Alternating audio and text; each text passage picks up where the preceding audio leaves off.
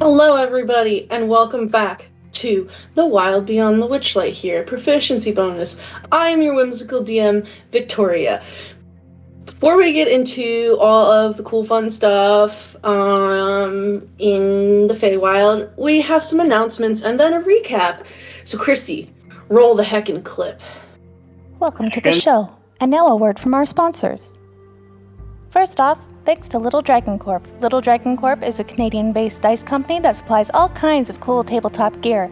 Check them out on their Twitter at LittleDragonCo1 to stay updated on all their awesome products. Remember, you can use our brand new coupon code BONUS when you head over to littledragoncorp.com and get 15% off your order. Once again, the coupon code is BONUS, BONUS.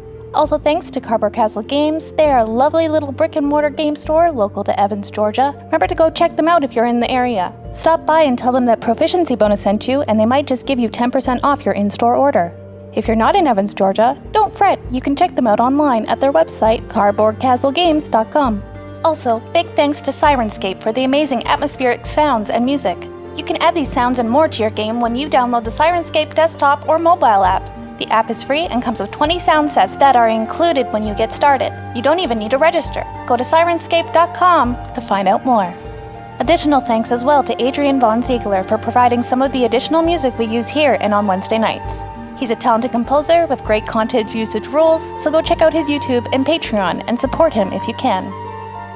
Don't forget to check out our other games. Our schedule is posted down below the Twitch feed. We stream basically every day here at Probo.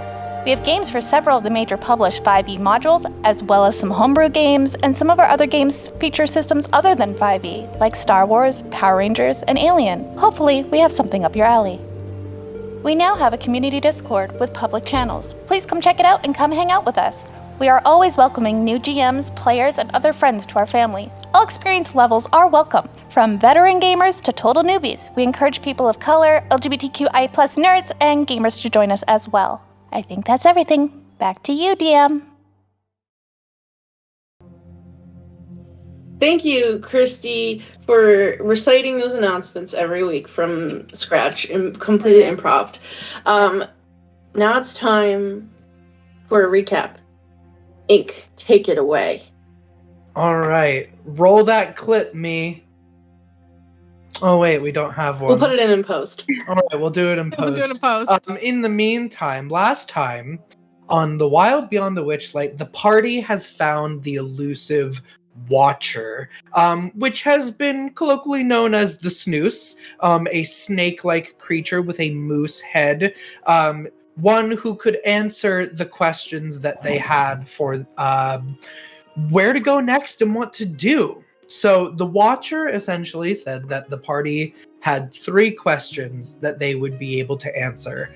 The first one, asked by our companion Sir Talavar, was how he could become freed from his cage so that he might return to his lady of the summer court. To which the Watcher answered that we could find the key in a goblin's hands on Telemy Hill, which seemed to be a place that Sir Talavar knew how to get to, which was wonderful and good. The second question that we asked of the Watcher, for the benefit of our companion Clover, was where could we find a healer that could heal Clover of the injury that she had sustained? To which we were told a satyr named Sam could do the trick. Find him in Downfall to heal the sick. These are two names that we had heard of before. Sam, the satyr, having appeared in most of the party's dreams, and at least once not in a dream, as well as the area of Downfall, which seemed to be a bullywug village somewhere here within this realm. The third and final question then the party asked was how to reach Downfall, to which they were told Downfall lies deep in the fog. Traverse the tollways to reach the bog. With their three questions answered, the party had begun to make their leave, but the Watcher bidded them to stay and give it company forever. Not being able to do this, Clover instead gave the Watcher a picture of her mother and promised that she would return to spend more time with the creature in the future. Then the party made their leave, making their way towards Telemy Hill. They passed by what they had left untouched the first time, what looked to be a well spouting a geyser of water, but now with Dove's player properly here and in control, she was not able to stand by idly any longer. Riding up to the top of the water where she found 3 trinkets bobbing on top of it that she proceeded to try and take, revealing 3 trapped spirits that had unfortunately perished in the floods that had arisen in this area. In exchange for the trinkets, Dove made the second promise of the session, stating that she would get vengeance for these spirits in exchange for their items. Being satisfied, she was allowed to take them, and the party continued on their journey towards Telemy Hill, where the trees themselves greeted them and brought them to the holder of the key, a goblin by the name of Jingle Jangle, who holds all sorts of keys to all sorts of things. Without even asking the party for anything, Jingle Jangle produced the key that would free Sir Talabar from his cage, and he was able to use his magic to return to the Lady of the Summer Court, where he said he would entreat her for a boon in exchange for his freedom. With their companion gone, the party spoke more with Jingle Jangle, noting that she had been injured, it seemed like. Jingle Jangle then said that while she had been traveling the tollways, she was accosted by a group of Harengon who unfortunately attacked her, stole her most favorite key, as well as her precious truffles. Knowing that they had to go to the tollways anyway, and that they had a bone to pick with these Harengon, and that Jingle Jangle had already shown them kindness by giving the key to Sir Talabar without asking for anything in exchange, the party said that they, making the third promise of the session, would teach those Harengon a lesson, hopefully causing them to not ever harm Jingle Jangle again. Jingle Jangle was happy to show the party the way to the tollways, and that is where we pick up our story tonight, as the party makes their way to the tollways to both exact vengeance and hopefully find a way to the village of Downpour. Thank you for that. You and Kristy may take your D6 of Bardic Inspiration for doing these things. So,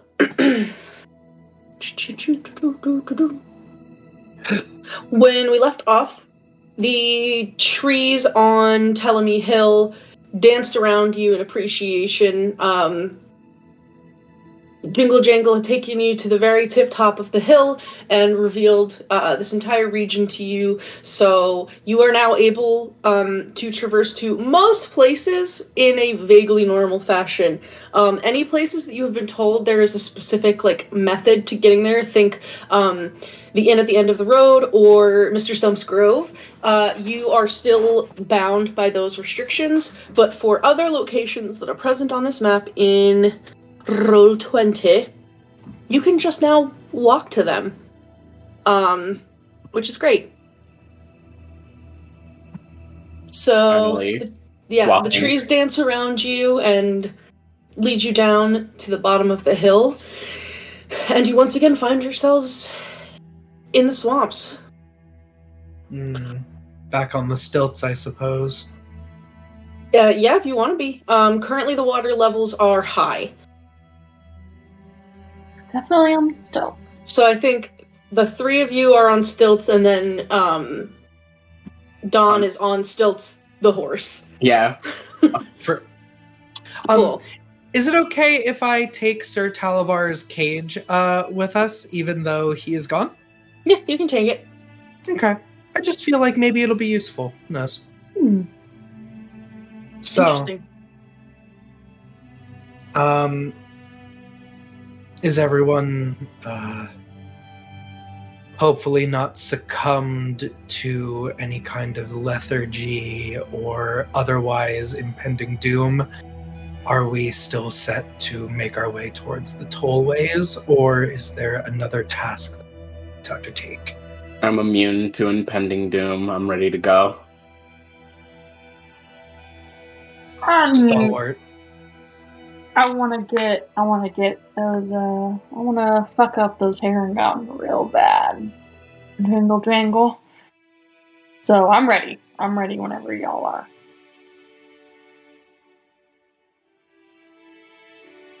Alright.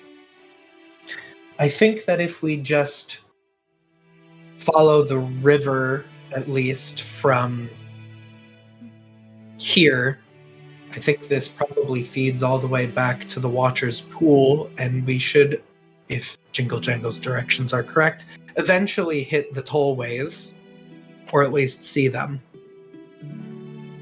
Apparently they're raised up, above the rest of the swamp. So, Is that downfall? Oh, yes. Okay. Yeah, Jingle Jangle basically would have pointed out all of this to you. There is, like, when you're able to view everything from up top, it makes seeing through the mist a lot easier. When you are down amidst mist that rises about 10 feet up, like, even if you're on stilts, you still can't see through it. Right. So Okay, you were basically able to get a positioning of everything. You were also able to see, like, the roof of the inn at the end of the road scuttling through the swamps. Like, you could just see it, like, wandering around. Kind of like a little ant. Just, like, traversing. But you can see these, this network of just mismatched wooden walkways that takes up a huge spot in the middle of the swamp. You did briefly walk over some of those when you were making your way to the Watcher's Pool, just because they're kind of in the way. But you can also see the slanty tower. You can see that walkway that you all landed on. And Jingle Jangle would have pointed out that little, right there, that little collection of huts is Downfall, which is where the Bullywug Court is located. all right. When we were up there, then did we also see this structure here that we have not visited yet? I don't think these kind of 3 buildings with the pointed tops. So that, in my opinion, would basically just be like where the inn at the end of the road is currently. Oh, okay. We might pass by the inn. Do we want to maybe stop there just in case? Maybe have something to eat? We've already paid our entrance, so. The inn at the end of the road is one of those places where we need a specific way to go there. So, right? So, it sounds like if you don't have the way to get to a place, like, you still need to think about how you're getting there, or you're still not going to get there. Simultaneously, I don't know if it matters what direction we go in if we're thinking about going to the inn at the end of the road. Like how it technically doesn't matter what direction you're facing to get to Stump's place, as long as you're going backwards for a minute while saying whatever the hell you need to say to get there, you're going to arrive at Stump's place. That's how Don thinks. So, like, I don't think if we're just heading in a direction, we'll ever technically pass the inn at the end of the road, because we're not thinking about going to the inn. Do you want to think about going to the inn? Do you need to get anything at the inn? I personally didn't leave anything there because that place fucking hates me. But if anybody needs to rest or recuperate, somebody collected a bit more trinkets to stock up on things. So I don't see the harm in stopping there. I just don't personally need to. Out of character, isn't there someone we're supposed to talk to there? Isn't there a girl that we're supposed to talk to? There's a girl that Teach us how to get more truffles. Well, okay, so what happened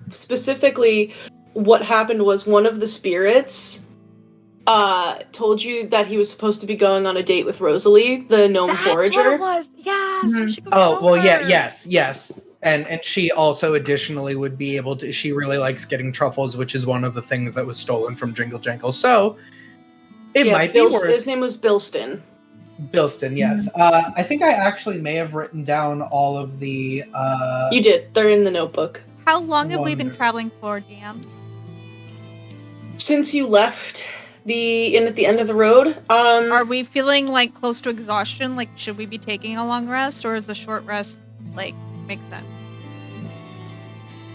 You guys accomplished a lot in the last session. So I mean, in terms of spell slots, that's a personal thing for you. Right. But I would say, yeah, you guys probably you guys went the entire length of this swamp over the last several hours. Yeah, so we went there probably, and back almost. Yeah, you're getting a little fatigued. I would say within the next like 4 hours. If you don't take a long rest, you will get a point of exhaustion. Then Clover, even with her punctured lung, be like, can we maybe stop at the inn before we make our way to the crossroads? If we are going to be facing the Harengon, I would like us to be at our full might, Getting really lest we tired. succumb to our own weaknesses and fail horribly. Which I don't want. Back to the inn it is. Back to the inn it is. How do we get there again? I forgot. Does anyone want to roll a history check if you don't remember? Let me see if I remember first. Oh, we just have to part of think me about wants to say you need part of me wants to say it was when you think of needing a safe place. Yeah. But I will try a history check just to be sure of that. I'm good at history, but not today. It was an 8. So you technically didn't need to do a check because you were correct. Okay. I thought it was like the basically room have requirement. Like, you have to think about it. If you are thinking about needing a place to rest, or just thinking about the inn at the end of the road specifically, like, you eventually will make your way there. Then let us think of it. Keep it in your mind. Mm-hmm. And away we go. Okay. Let me just check something really quick.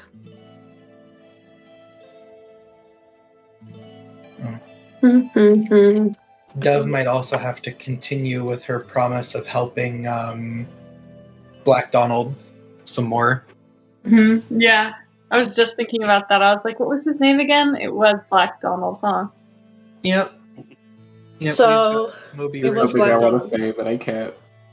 Captain You Bob. know, Graf, it's because he wears all black.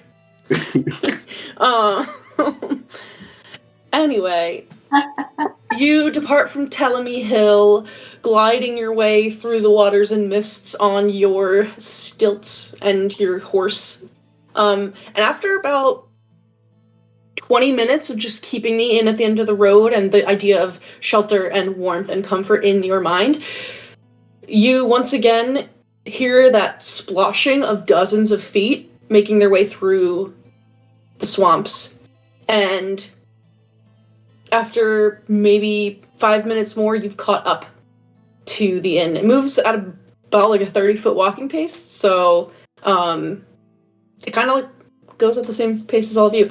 And eventually, you follow it for a bit, but it will settle itself down into the mist, and the stones of the foundation pop out to form a staircase, and you all are able to enter. What are you doing with Stilts, the horse? I guess. Dope. That's a great question. Bring him on in. Don't they have some? Well, they actually... Stilts hasn't paid. Oh, yeah. No, because I'm pretty sure she said, offered to, like, make you a make it stable for when you you. mentioned the snail, and you guys were like, no, we're good. Yeah. Oh, leaves. What was that? What was the proprietor's name? Of the Sue Harbacks. Yeah. I'll type it in the notebook again. TSUHARABAX.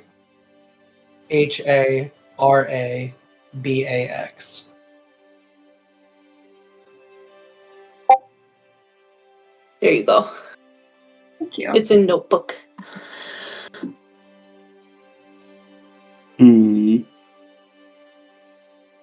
What do I do with the horse? That's a good question. Because if you unsummon it, it's gone, right? Yeah. I believe it's not like Find Familiar where I can just shunt it into like a pocket dimension or anything. Sue likes you. You Sue could does. ask for that stable now. I bet you Sue's gonna say yes if you ask her. Yeah, while the house is settled down, I might as well ask. Walk in. Okay. You enter, find yourselves in the now familiar entrance hallway at the end of the road.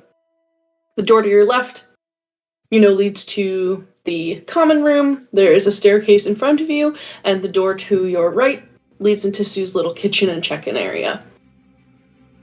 Go to the kitchen and check-in area. That's where he's going anyway. Yeah. Yeah. So let's see. When you all walk in, I think Sue, what is she doing right now? When you walk in, the floors are gleaming, and there's a strong scent of citrus and a little bit of cinnamon. And the moment you open the door, you hear a voice from further back in the kitchen. If you wouldn't mind just taking your shoes off, I just mopped in here. I really don't need y'all trucking any muck into my lovely little kitchen. Could y'all just leave your shoes at the door? You're bad. Oh, is that? And she gets up from her hands and knees where she had like a rag that she was like wiping on the ground. Oh, well, it's my favorite patron. Hello, Dawn. How are you doing? Damn, she said Hello, that to your everybody. face. Hi. Hi, you guys. I'm just watching. Yeah, we're back. Welcome back. Yeah, we were heading somewhere else to get business done, and we thought we might as well take a pit stop and rest up. Well, I am so glad to hear that you just think of this place as home. It can be your new home whenever you need it. You are always welcome here. I appreciate it. In the subject of hospitality, remember when we asked about stables earlier? Yeah. Do you remember you said you didn't need any? Mm-hmm. I'm gonna have to go back on that. I have a horse now. Oh wow, look at you! Just a man of industry, getting yourself a horse. Oh, can I see it? Hold on, I got some sugar cubes around here. Hold on. She goes like digging through her pantry and like pulling random containers down from her shelves that are just absolutely packed with like random jars and like baskets of stuff. And she digs around, she pulls out like an apple, she's like, okay, that'll work too. And eventually she has a little ceramic jar that she opens up and she'll show you the inside that she has several sugar cubes in there. I just know that your horse would love to have the same kind of rustic hospitality that y'all are used to, staying here at the end of the road. So I would love to give your horse a meal if they're checking in. Right, yeah. I gotta check the horse in. So you want a stable too, right? Uh-huh. Let me see. Okay, so if you want a stable, I can totally do that for you. The inn will definitely behave and make that for me lickety-split. I'll just need a couple extra trinkets for that. How about one to check in the horse, and if y'all just want a stable for one animal, let's call that 2 more trinkets on top. And if y'all ever need any more stalls, you can just give me more trinkets. Oh, that's so expensive. Okay. That's like everything Dove made. Yeah, for just a horse to stay the night. Well, keep in mind when you check in, forever. When you are checked in, it's one and done. You will always have a room. So this is like a permanent stable slot. Okay. Actually, not that expensive like, when you think about it. Are you all like visibly like, shit, this is expensive? Will Sir Talavar's cage count as a trinket in this instance? Could I try? You can certainly try. My eyebrows raised, definitely, for sure. Yeah, Don is doing the white person, like, press lips together. Yeah, seeing everyone's awkwardness at the price. I mean, I've been carrying this this cage the whole time, so I will say, would this suffice perhaps for at least the horse's payment. I'm sure that this would serve as a wonderful... It could serve many different uses. I'm sure the inn would appreciate having it. And we have no longer any need of it, as our companion has flown the coop. Do you mind if I take a look at it? We did pay for him. Yeah. Well, I mean, Talavar can come and stay here anytime since you paid for him, but that was Talavar's payment. You can't transfer it without... Well, take a look at it. Let me take a look. I just need to... Can I do a little magic on it? Take me just like a minute. Mm-hmm. Do we still have the key for it, or did Jingle Jangle take the key back? Jingle Jangle kept the key. Okay. Yeah, with the amount of keys that you saw in that place, she likes having keys. Yeah, understandable. All right, so she basically will put it down and then again goes to all of these containers from her kitchen, and begins putting together a sigil on the ground with various herbs and spices, using like long sticks of cinnamon to form straight lines and sprinkling bits of paprika and salt in other spots to form these very like natural and organic looking runes. Do any of you speak Druidic or read it or know it? I think... Yeah, so, Dove, as you watch her do this, you can't pinpoint why, but, like, you recognize what she's doing. It's not words. But you're like, oh, okay, she's identifying this. Like, she's asking the source of her magic, which you can tell from how she's doing. This is the kind of, like, knowledge that Dove is not always, like... privy to, and it's like instant, and it's very, like, you're like, okay, so she's a green witch, this is Druidic, she draws power from like her kitchen, and is using the power of her kitchen to identify this cage.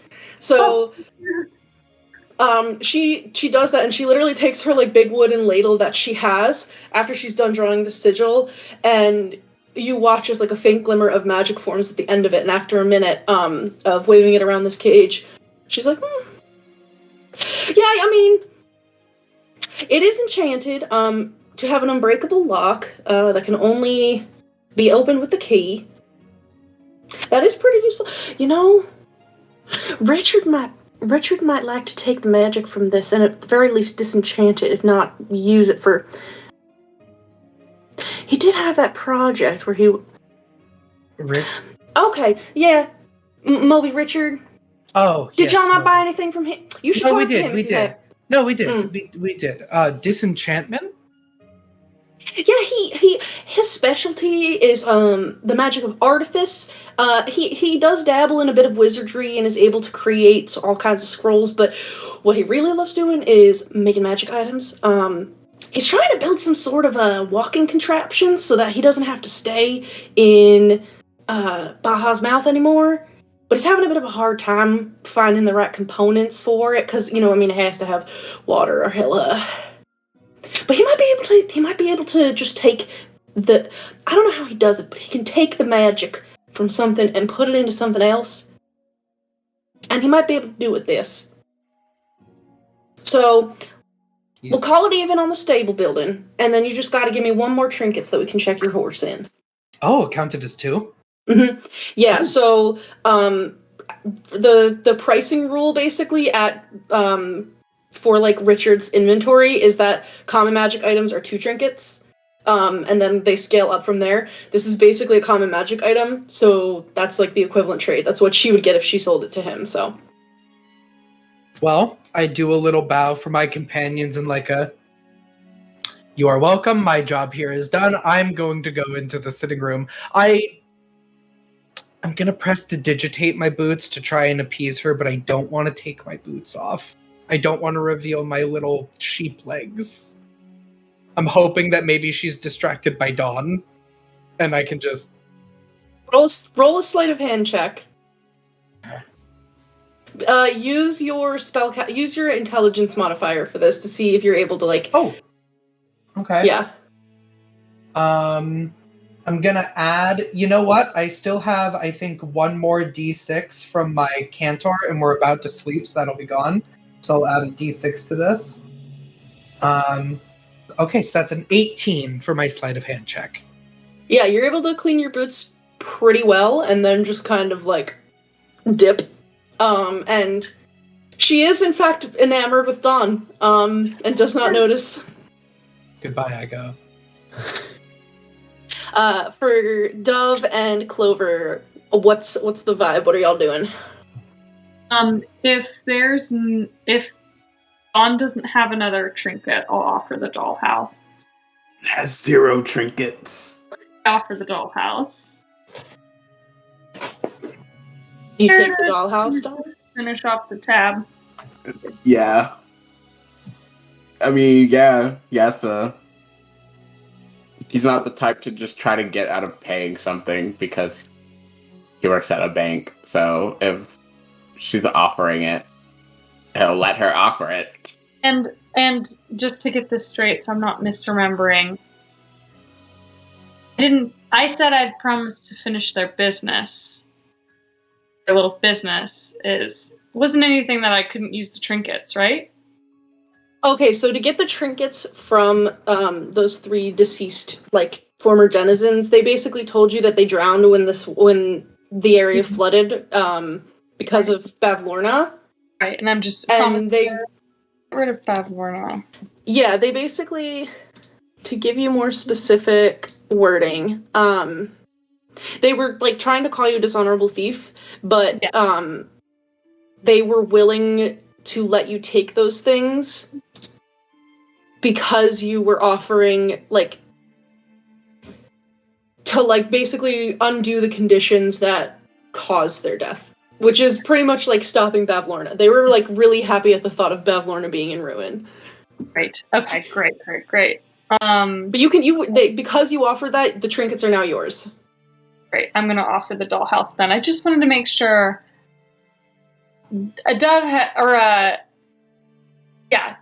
just said a lot of things to a lot of people, so I just want to make sure I'm not losing track. Yeah, she did.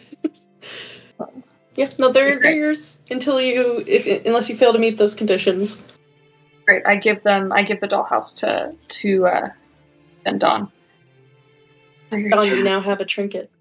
And Dawn will give it over to her. Oh, that's so charming. It's just a little dollhouse. It's like the size for a pixie. I really appreciate this so much. Thank you, Dawn. And she will put that into the little... Thank you. I did say thank you, but I mean, how can you not say thank you to this face? He's just so generous and hardworking, you know?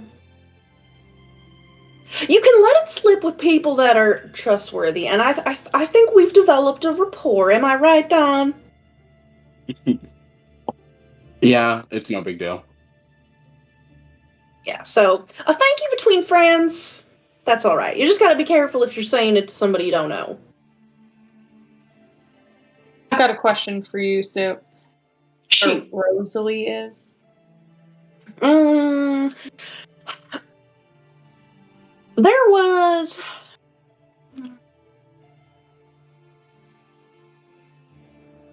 I think Rosalie was in the common room. There's another guest who stopped in. She sometimes needs a little bit of help, and so I think Rosalie was calming her down. Okay. So I'll maybe see what I can do too. Yeah, that will be wonderful. Leave you two to it. Let them be. Clover, what's she doing?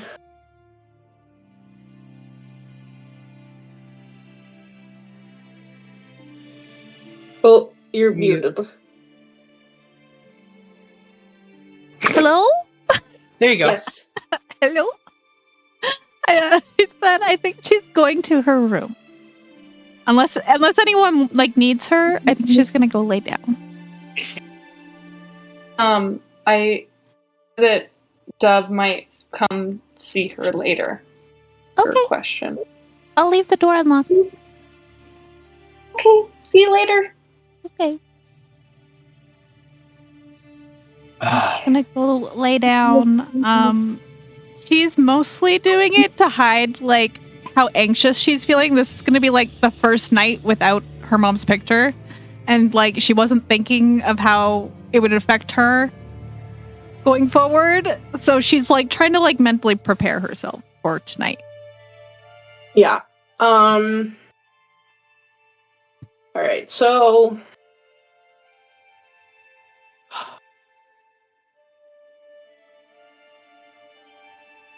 When you were a kid, one of like the things, even as you get older and maybe specific memories of your mother get like a little fuzzy, there's one thing that like always stays with you, and that was the way that your mother smelled. She always had a smell of like a little bit of vanilla and roses. And when you go into your room and you're feeling anxious, like the room starts to basically smell the way that your mother smelled. Like it basically smells like her perfume, or like what the specific kind of soap that she would use.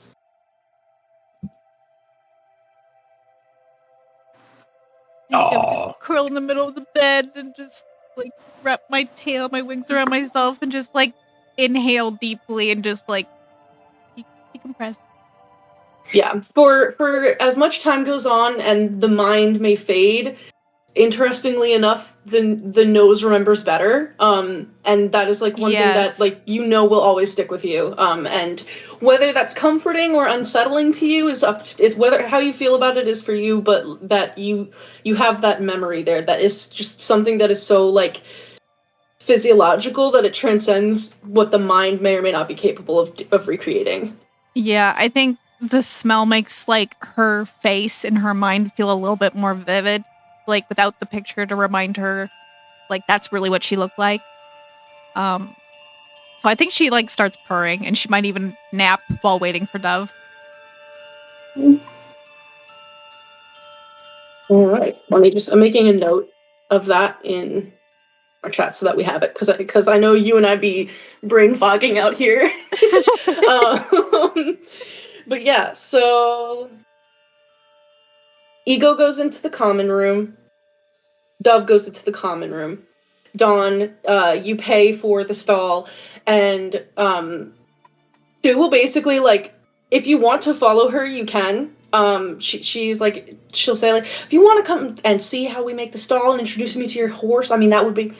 I have a way with animals, not to toot my own horn, but I would love to meet your horse and show you how I go about adding different parts to the good old inn. And she like gives the wall a loving pat. Probably I don't want to take you from your friends though. I'm sure they have other stuff that they would rather be doing than follow me around. I am not the most interesting person of this group. Oh, I beg to differ, honey. You know, an oyster may look unassuming from the outside, but when you open it up, sometimes you find a pearl. I think you're a pearl. Hey, come on, I want to meet this horse. What did you name the horse? Stilts. Stilts. Oh, that's clever. That's clever. Mm-hmm. Yeah. All right, come on. Yeah. Here, take this apple. You'll take the apple. I got my sugar cubes. And she will like go to meet Stilts. Do you tell Stilts to like act in any kind of way that would be like either extreme or different from just like generic horse behavior? He's telling Stilts to be friendly. Okay, yeah, so Stilts, after you kind of like send this message of like be nice, Sue will go down with sugar cubes, and at first Stilts will like do that thing that horses do when they're like being very gentle, where they'll like rub their like fluffy little lips like all over you and kind of like smell you and just like, and it is fuzzy. Yeah. And then Stilts will eventually take some of the sugar cubes out of Sue's hands. She also like very insistently demands the apple that you have in your possession. Yeah, I'll hand it over. Yeah, so like it's almost like her lips basically close over your hand and like get all slimy with horse spit, and she eats the apple in like one bite. I just love this. This is the best horse I have ever met. Stilts, you are an incredible beast. Yeah, she's very well behaved. It's gonna be a joy to have you staying here. I'm in Stilts, and if you don't mind, I am gonna get started on building out a little stable for you. It'll be here whenever you need it to stay. Even if you and Dawn part ways, you can always just come and visit me. It's totally fine. I love having new guests at my inn. And she'll take you and Stilts around to the side of the building. And you watch as she taps like her wooden ladle all along the stones of the foundation. And they begin to like push out, similarly to how they do with the stairs, but much slower. And then like beams of lumber begin to come out, and the building itself is like rumbling and like shaking and kind of like moving.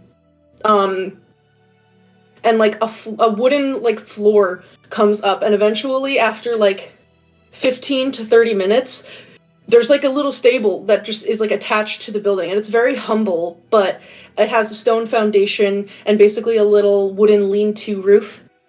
There's also a wooden floor at the bottom that Sue will basically just like druid craft some straw or I don't know if it's straw or hay that you're supposed to put in the bottom, because there's a difference. Well, it's the one that horses are supposed to get as like bedding in the stall, and she'll put it in there, and she'll tell you, I can probably trade with Richard to get like maybe a pitchfork and some kind of like barrel. You are responsible for mucking the stall before you depart, but I'm sure for a strong fellow like you, it'll be no issue. I don't know if I'll have to worry about it, but if I do, then I'll take care of it. Oh, honey, horses do, kind of like everybody else, relieve themselves, so you probably will have to deal with it. It's not too bad though. Stilts is kind of made out of magic, so I don't know if they have normal bodily functions. I don't know either. I guess we'll find out. We sure will. Alright, now Stilts, honey, you get on in there. And if you command it, Stilts will enter the stall. Yeah. And there's like a little wooden door that you can like latch behind them, and they'll just like be in there vibing. He'll probably say, like, mentally to Stilts, please don't shit. Please. Please don't shit. You get the sense that Stilts really wants to shit now, just because you said that, but we'll see what happens. But yeah, you can follow Sue back in, but you now have a stable that is attached to the inn at the end of the road. The mental image of a building with a literal horse attached to it, walking through the swamp, is a fun one. I like imagining that. But yeah, and then what you do with the rest of your time here is up to you. I'll go. Ego was heading towards the common room, so Don will head there just to see what's up. Okay, let me get... Sorry, 1 second, I'm going to open up my tab for this place. So...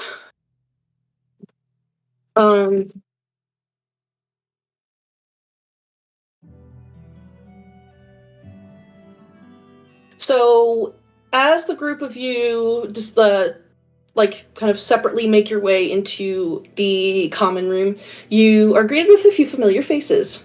Black Donald, literally no change there, sitting in his chair, dangerously close to the fireplace, blanket in his lap. The smile, a little bit smaller now. And when he cranes his head back to stare at people, he only does it for 5 seconds, and then turns back to just staring, unblinking at the fire. which is, great. You see Captain Baha is sitting at his little table in the corner.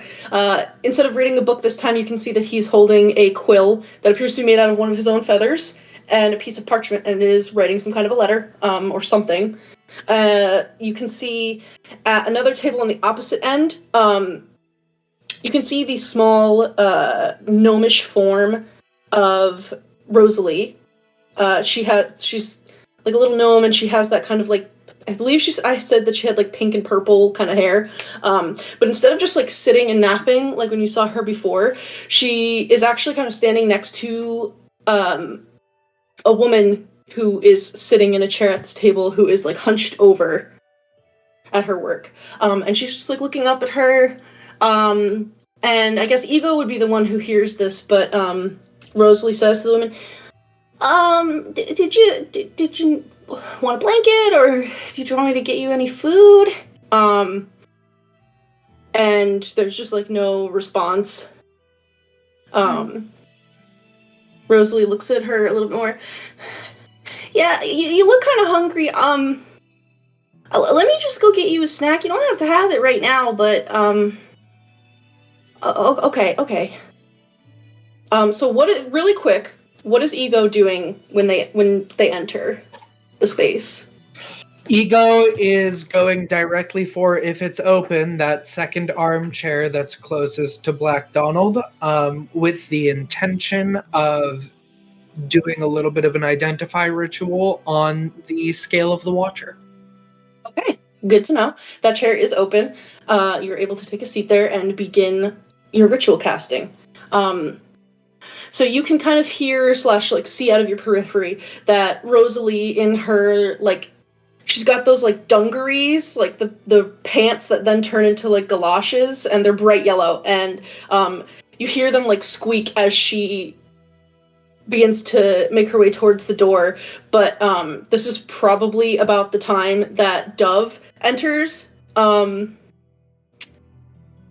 you like fling open the door, and you're met with Rosalie's little gnomish face, and she squeaks in terror, and it's like, ah! There is a poof of pink and purple smoke, and Rosalie's not there anymore. Instead, you see a badger that is wearing yellow galoshes. Like, crouch down. Be like, Rosalie, dang you? I don't know what sound a badger makes. It makes distressed badger noises at you. I'm really sorry about that. I'm gonna like look around and see, like, I'm just gonna like move out of her way if she was like on the way somewhere, and be like, do you need any help? And she kind of like pushes past you, and she's like bipedal, but like it's like a literal badger just walking on two legs in these yellow galoshes, and just like waddles past you. Paddington. And starts heading past you towards the door to the kitchen. Oh shit. I scared her real bad. I don't want to make screaming baby noises, Ink, but thank you for the science. No. I'll just wait for her to come back. Right, she's coming back. She says she's coming back. Who are you asking? Ego. You ask Ego, she's coming back, right? Mm-hmm. Ego looks at you and says, no one is ever guaranteed to come back. Oh, not exactly what I was thinking. And then looks kind of sad. Well, they always look sad. Oh, okay. I'm gonna like pat Ego. You're like, not what I was talking about at all, friend. I was just asking if she's coming back in the room again, do you think? You're like, gone to bed. Not guaranteed. Maybe you should go after her. Okay. I'm gonna like We run never out. know what's gonna happen to... Okay. I lost my place. Yeah, you can start over. But yeah, Dove, if you follow Rosalie out, she goes directly across the hall to the kitchens, and looks around and sees that, like, Sue isn't in there because Sue at this point is outside with Dawn making staples. And she just kind of like, and is a very irritated looking badger. And just kind of stands in there and is like, Need some help? What the fuck? Is this your doing? Oh, Dawn, hi. Hi. I think I did do this. I think this is Rosalie, and I think I scared her. I think she turned into this badger. I'm really sorry about that. Well, sorry doesn't unbadger someone now, does it? Are you trying to get food, Rosalie? Do you want me to help you grab something? and she, like, takes her little badger claw and, like, puts it to her mouth. I'm gonna, like, hold out my hands if she wants to crawl in them so I can lift her up so she can look and, like, point to whatever she wants.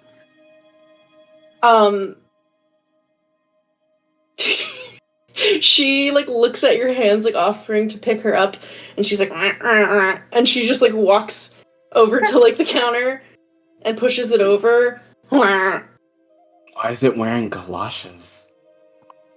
She was wearing galoshes, though. Why wouldn't she be wearing her galoshes? Not wearing anything else. Those were the statement pieces. A stick. No? No. No, I don't know. And she points to her badger ears and, like, looks at both of you, and she gives Dawn a dirty look. She shrugs. She points up at, like, a loaf of bread that's on the counter. Okay. Dove has no table manners. She's just gonna, like, whole hand grab it and be like, this? Okay. I, like, gonna walk. She will not grab a plate, and she will not grab napkins. Yeah, as you start walking out, she's, like, looking at, like, the place settings and everything that are, like, on all the shelves here. And she, like, thinks for a second, is like, and just starts following you. She instantly gives up. I'm just gonna, like, walk back into the common room and, like, put it down. So where are you putting it down? Whatever table Rosalie was sitting at. She was Yeah, you don't know what table she was sitting at. You just saw her, like, when she opened the door. So, like, yeah, she'll, like, follow you in and basically, like, tries to paw, like, at you. Yeah. And it's like, and, like, tries to hold up her claws. Are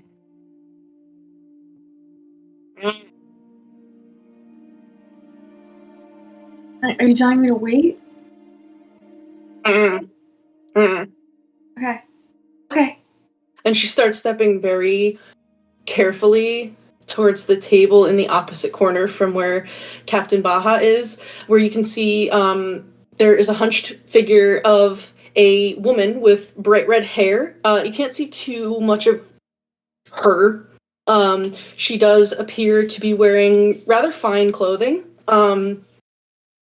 She has a pretty sizable, like, backpack that is slung over the back of her chair. What's your passive perception? I think it's 14, right? It's 16. No, 14. Sorry. That's my passive wisdom. Yeah, so you can see that there are, like, inks and paints that are, like, splattered all over this backpack, and you can see, like, little brushes that are peeking out, and, like, scrolls of pretty nice, like, paper. But as you approach, Rosalie, like, she makes, like, a very quiet badger noise at you. And holds out her badger arms As long as she can. Do you want me to take her? Do you want me to give her the bread, or does she want me to? Do you want me to give it to you? Or you want me to give it to her? She, pats the edge of another table. And then points at the woman. I'm dumb. You're gonna have to say that. You're gonna have to spell that out to me. Oh my god. Okay. You want me to sit over there? Hmm. I want to give it to her. Hmm. Okay. Okay, here you go. She'll take the loaf of bread and very quietly steps over to the edge of this table that this woman is at and, begins trying to, push the loaf of bread onto the table, very slowly and carefully. He'll come over and he'll pick it up and put it on the table. Are you being, what are your mannerisms when you're doing this? Kind of exasperated. He's kind of just been watching this going on for way longer than he feels like it needs to. So he's just let me just get it over with. So it's a very much a grab, drop type. Okay, so thing. you're not necessarily being careful and quiet. No. Wait. Okay. Okay, never mind. So you clomp on over to this badger, take the bread out of its claws, and just put it down on the table. And as you do, this woman, she whips her head around, and her shaggy red hair goes just flying all around her. And you're looking into the face of an elven woman. She has kind of orangey red skin, the color of a leaf in autumn. And you actually do see autumn leaves that are strewn throughout her hair and appear to just be growing very naturally out of it. And as you look into, she makes eye contact with you, and you see that her eyes are changing colors. They're almost like a swirl of just rainbow colors that are happening, and she just is staring at you. Roll a wisdom saving throw.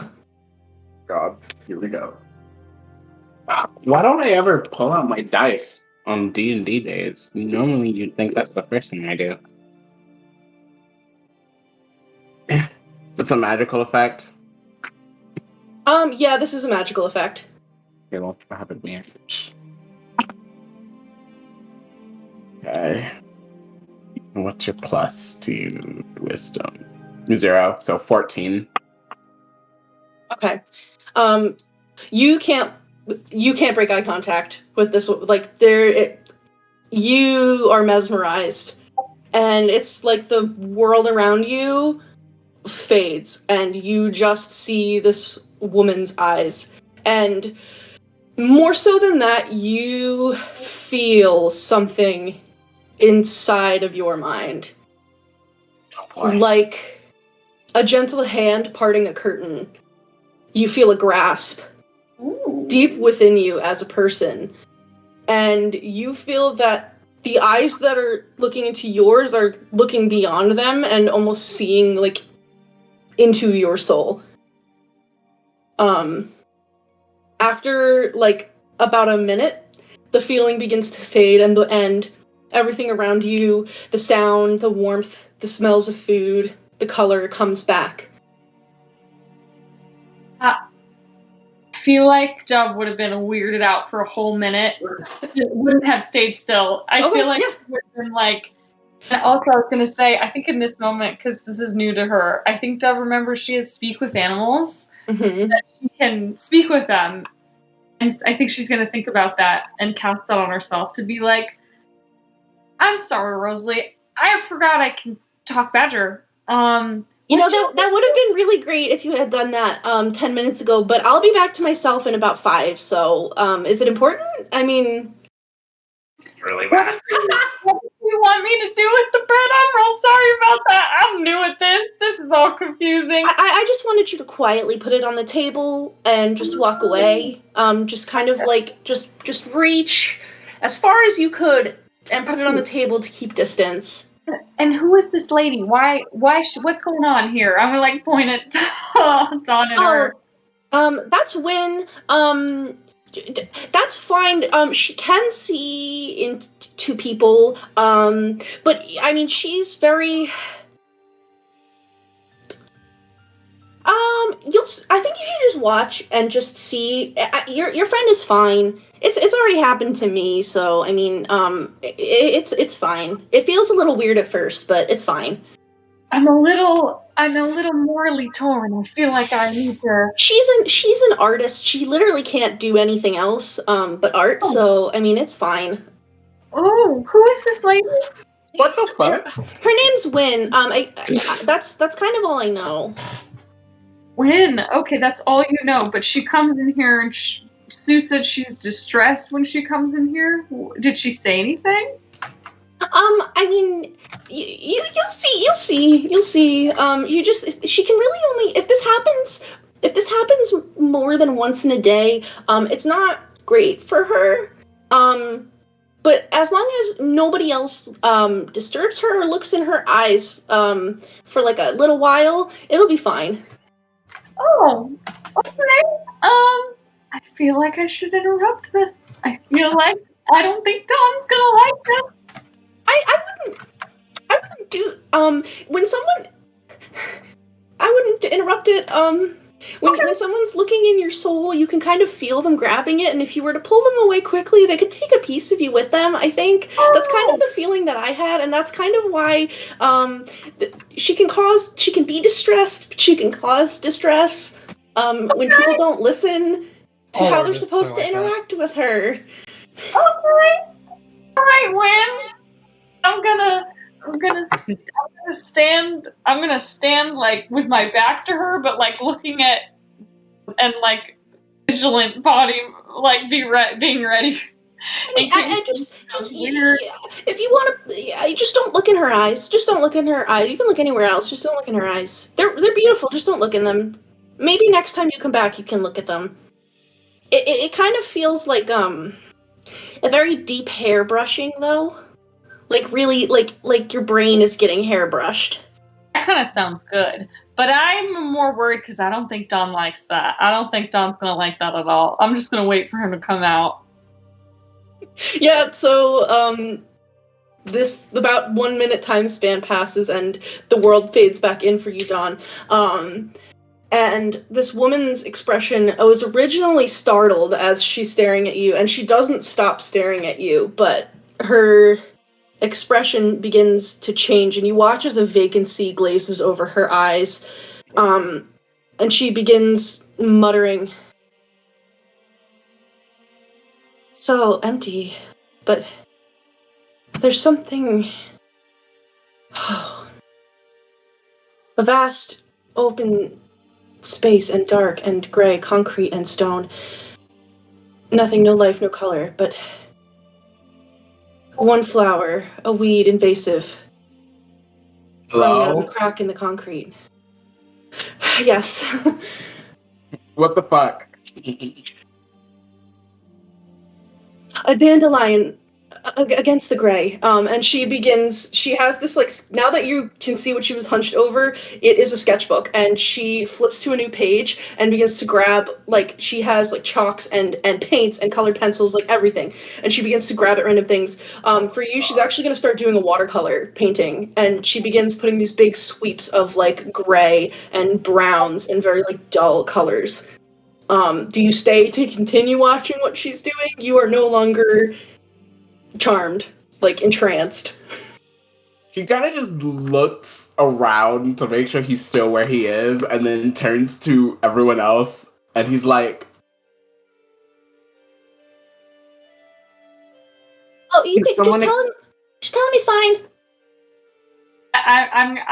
When you look down, Dawn, I'm just looking up at you, like, making the like face, like, good. Am I good? I didn't know there. You just wouldn't look away. And then I said, hey, should I interrupt this to Rosalie, and she said, don't do that because it would pull some of your soul away from you. So I was like, well, I don't want that. So I had to just wait, and it was kind of scary. We're like just staring. Well, now she's drawing a picture. Guess that's good. I guess that's good. Are you okay? Like, did she like? Rosalie said it was like brushing your brain. It felt like there was a curtain in my head. Okay, doesn't sound objectively bad or good. I guess. That's why I don't enjoy helping people. It always ends up like this. As long as you're okay. Concerned. Am I okay? I don't know. Are you? I don't know. All I know is that she's weird, and now she's drawing a picture with a dandelion in it, I guess. He looks back over at the picture.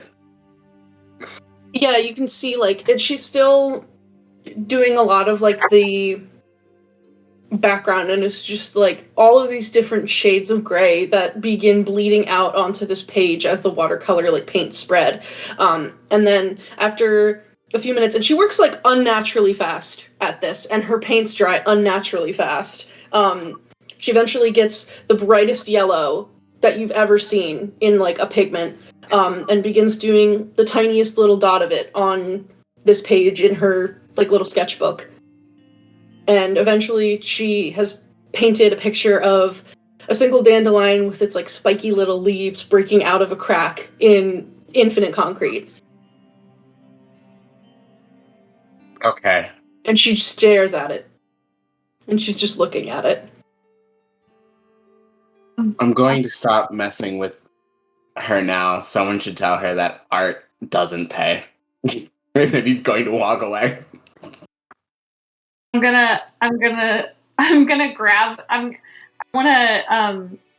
think Dove was gonna hold Don's hand when he said, I don't know if he's okay. I'll just, like, reach for it and grab it. If Don wants to walk away, he can, but I was just gonna grab his hand. I'll look down at it. I'm fine. This place is weird. And the people here are weird. Don't you want to know what she drew? When? I'm not going to look in her eyes. I'm going to look down at the art, and I'm going to be like, hey, that's really cool. What is that? Is that, like, did you see that in Dawn's brain? She doesn't react at first when you say this. She's just looking over it. Well, you can't see, you're not looking at her eyes, so she is facing this page. Nice. I like it. Don't you like it, Dawn? I mean, I guess I'm not really the medium of watercolor. You probably, I wouldn't talk. What, Rosalie? What? I would just leave her alone. Okay. I mean, you can talk to if you want. I don't really know what happens the second time, but you could try it. I wasn't gonna try and look at her. I just was gonna try to talk to her. It's really hard to not look at her if she starts looking at you. Just something to keep in mind. Oh, okay. Ooh. Okay. That's kind of why I try to take care of her when she comes in for a place to stay, but usually I just do it without drawing too much attention. What'd she do? What is she, Rosalie?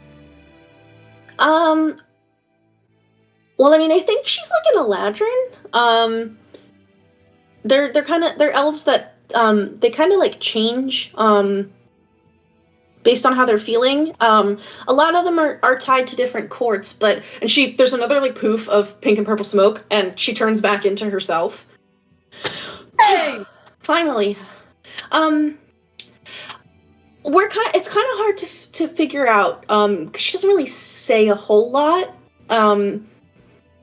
So we've been trying to figure out what happened to her. But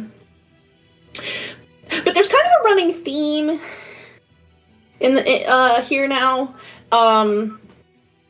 So I think something bad happened to her, and she got into something, and maybe bit off more than she could chew, or offered something that she didn't know she was giving. Gotcha. Okay. None of us here can really like break curses, so maybe we just leave her to it then. I have to talk to you. I came in here originally to talk to you. What do you want to Yeah, we can sit over there at my table. That's fine. Did you want to talk about mushrooms? I'd love to. I mean, I have free time right now. I could show you how to forage. One of the many things I would love to talk to you about. There's something else I want to talk to you about. Oh, okay. She'll sit down at the table, and she has like a big cup of milk. And she'll take like a big sip of it. Yeah. What did you want to talk about? I love talking about mushrooms. I would love to tell you about some of the special mushrooms that typically grow in Prismere. They're pretty cool.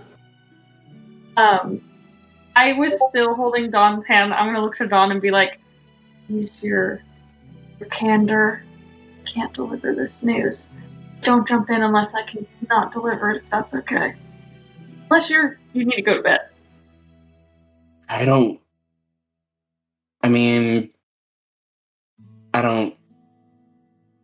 care either way. Come in. I'm just gonna pull him over and sit him down in a chair. What were you talking about? I was wondering if Dawn wanted to go to bed or not. I also need to tell you something. I'm really sorry, Rosalie. I'm just gonna get down and tell you. What's wrong? Did you know a pixie named Bilston? He was a gnome. The pixie was Tangerine. Sorry, a gnome named Bilston? Oh yeah. I know somebody named Bilston. Yeah. Okay. I have to tell you. He was really handsome. He's really handsome. I didn't think he would ever give me attention, but you see, I met Bilston recently. Oh, that's great. Yeah, I haven't seen him in a little while. How's he doing? He's doing not good, but okay. And he told me. What do you mean? You see, Rosalie, I spoke with his ghost. Yeah, that's a pretty funny joke. No, but what did you have to tell me? I'm just gonna keep looking at her. I'm just gonna like put my hand over her hand and just look at her. Donna's gonna get up and leave. What? What? No support. I'm really sorry to tell you this, Rosalie. But he said he specifically wanted to talk to you. He said I need to deliver a message to you from him that he's sorry he couldn't go on the date with you. What? I really liked you. Sorry. No, you're kidding, right? Sorry, Rosalie, I'm not kidding.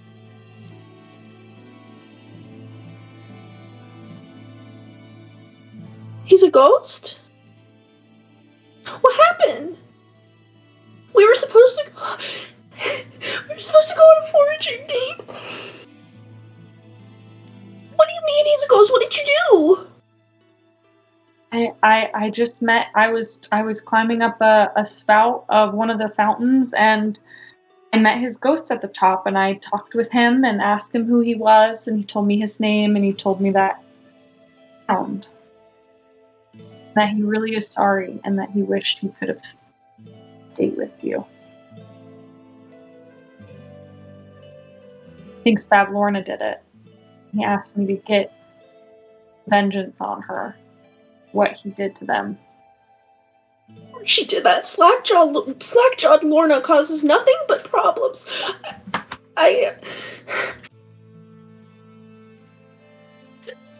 She starts crying and immediately poofs into a badger again. And she just like is like, because you technically still have speak with animals up. She's like crying and again making distressed badger noises, and she like as much as a badger can storms out of the common room.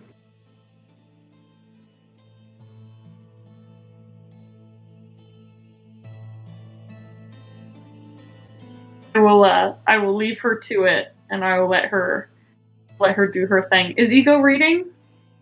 Yeah, so about this time is when Ego would finish. If you're doing a ritual cast. Okay, I was gonna be like, you interrupt this ritual again. Yeah, so there's 6 seconds left in the ritual cast. Dove, how would you like to derail that? No, I don't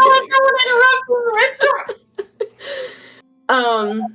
Yeah, so. That was 6 seconds left. Oh no! At the end of this. Oh, sorry. Go ahead.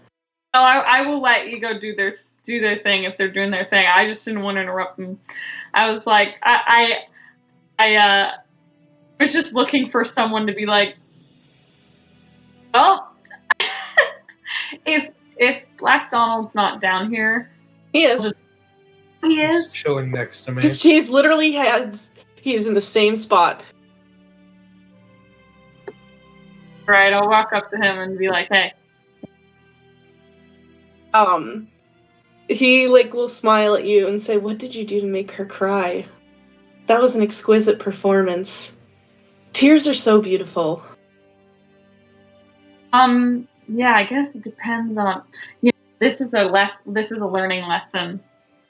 What do you mean? So this is I know for you that they are beautiful. For most humans, for most people, just then, that was not the beautiful kind. That was the sad kind. I just told her someone she liked died. Those are not good. He sits and like ponders for a while and says, "I have much to think about. I find death very beautiful. I love causing it as much as I can." Yeah. So in this world, Donald, I respect that. I respect that. Good death for someone who deserves it. I think maybe we start there. That's what we're gonna do on this plane. On most planes, is like something to avoid, something not to inflict. Someone deserves to die. We'll work on that. We're going to build an ethical code, Anybody who is less powerful than me deserves to die. But okay. We can work on it. We can work on that. Yeah, we're going to work on that. Yeah, so you can start trying to rebuild his ethical code if you want. As that is occurring, Ego, as you're finishing, you have like a little, basically like one of those little plumb bob things, right? Like the little swingy things. Yes, I have a pendulum on a string. Yeah. Yeah. So after these, like, I don't know if it's like, I guess it's 11 minutes pass of you ritual casting, and you're holding this like big scale. The tip of your pendulum pulls taut and begins to move very quickly, and suddenly what appeared to just be wear and tear on this scale, you realize is inscription and writing, runes, and they begin to illuminate as this pendulum rescribes them in a way that is visible to the naked eye. So this is effectively a spell book from your identify, but the contents within are not necessarily. Most of them are wizard spells. Some of them are not. You basically have access to the Watcher's spells. So the Watcher can cast Guidance, Light, Thaumaturgy, Augury, Divination, and Scrying. So this is a spell book of those. So you can use this as you would a spell book that you're copying mechanically. Wow. It's a full spell book. That's crazy. Awesome. When Ego discovers that truth, the corner of their mouth twitches. Like there's just a little bit of like a spasm in the side of their face, but that's all that they can muster. They like yank the pendulum, so they like tug on the string and it comes up like a yo-yo up into their hand.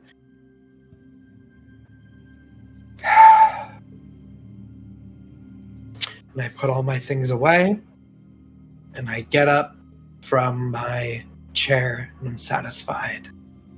I will be ready to go to bed because I can't unfortunately buy any more ink to scribe any of that yet. So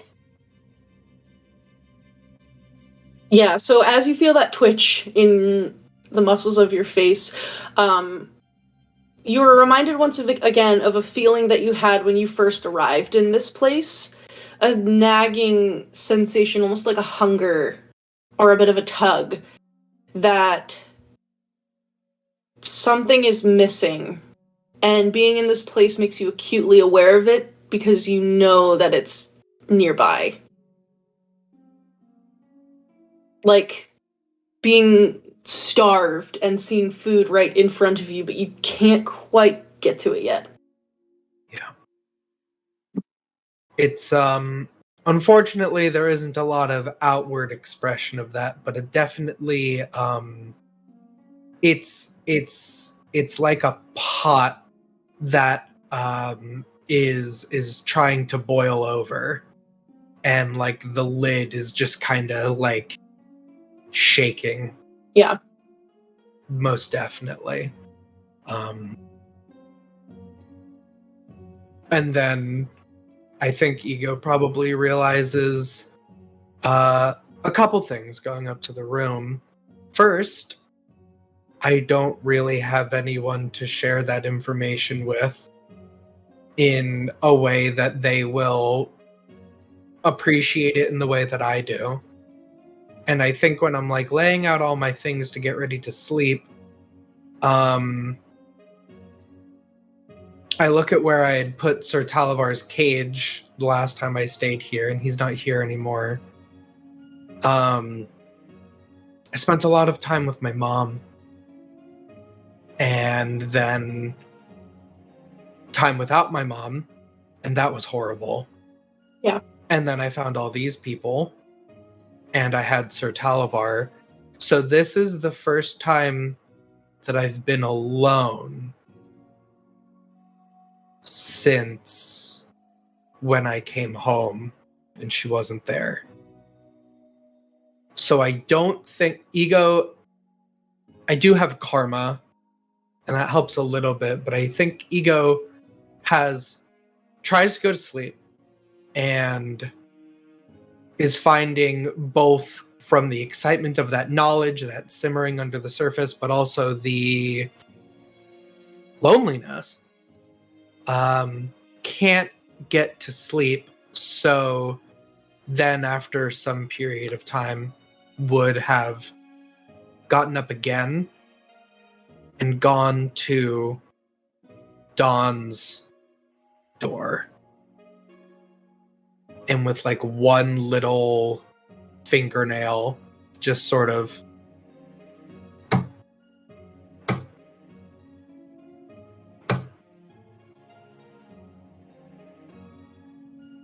That's so creepy. Just imagining someone tapping on my door like that. Is Dawn awake? I think so. I think he normally has a set routine of doing paperwork before bed, and he can't do his paperwork. So his routine is fucked up. So he's probably still awake. You hear a quiet knocking at your door. Come in.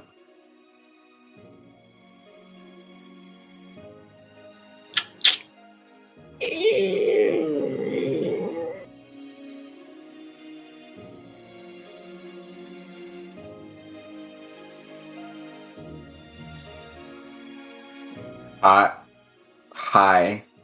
I was expecting you to say something, not just stand in the doorway. You did say come in. I take a few steps into the room.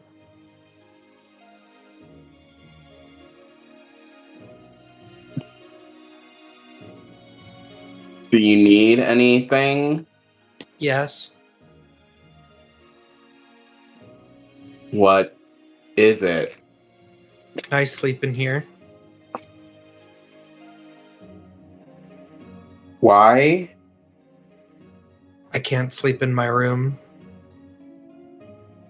Is there something wrong with it? With Yes. the house? Yes. Oh, the house is being annoying or something? It's too quiet.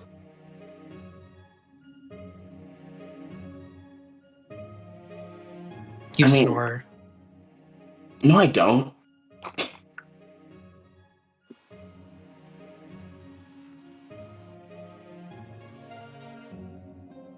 Why are you looking at me like that?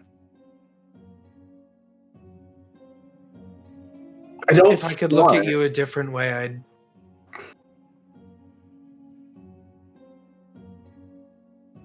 Can I sleep in here?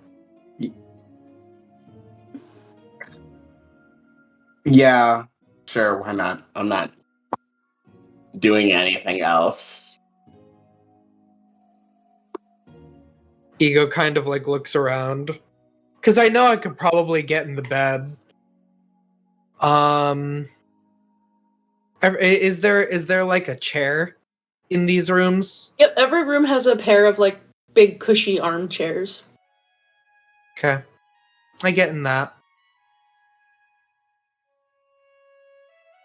And Ego kind of like brings their legs up onto the cushion of the chair, knees to chest, and then kind of just kind of like leads, kind of like rotates 90 degrees and leans, curled up in a ball against the chair. That can't be comfortable. No. You're really going to sleep like that? I'm gonna try.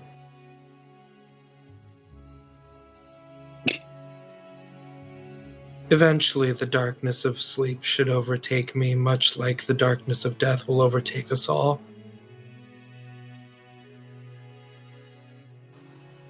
Don will come and grab him by the back and just lift him up. Yeah, they're like... Ego weighs like 100 pounds, I think, or something. Yeah, like that. and Don's like decently strong. Yeah, come Don's on. really strong. Yeah, I weigh 100 pounds exactly. Come on. And he'll go over to his bed and just plop down.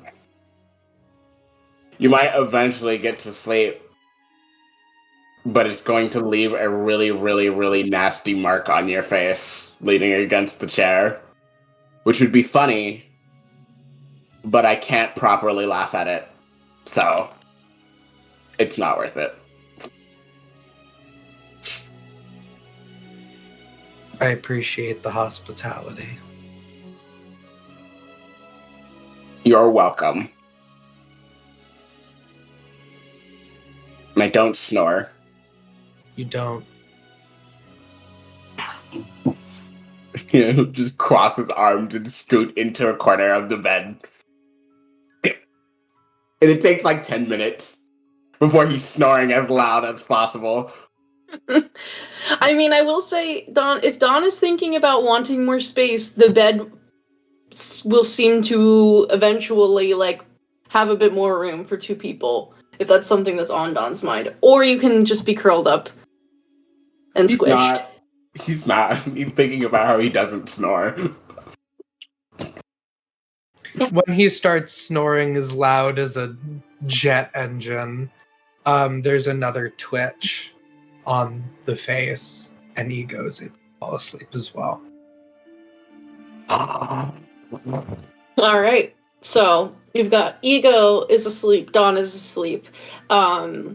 Clover, you're in like a little blanket nest in your room. Your room is just like cozy and warm and bittersweet in the experience. And if you are open to it as well, like sleep will eventually pull you into its grasp. And then Dove, I mean, you can spend as much time as you want talking. You know what? Roll a persuasion check. Let's see how well you can get Donald started on the path of not being lawful evil.